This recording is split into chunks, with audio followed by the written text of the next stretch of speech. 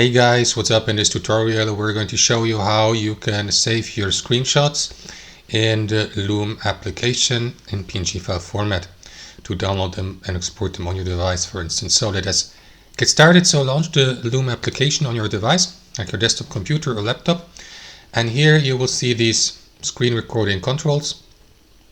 So within these controls you may switch from screen record to screenshot, choose either custom area or full screen to record or to capture the screenshot.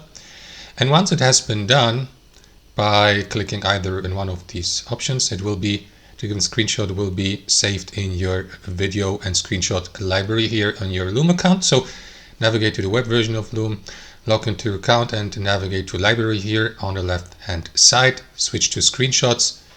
Here hover your mouse over the given screenshot. As you can see, there's only one, for example, in my account.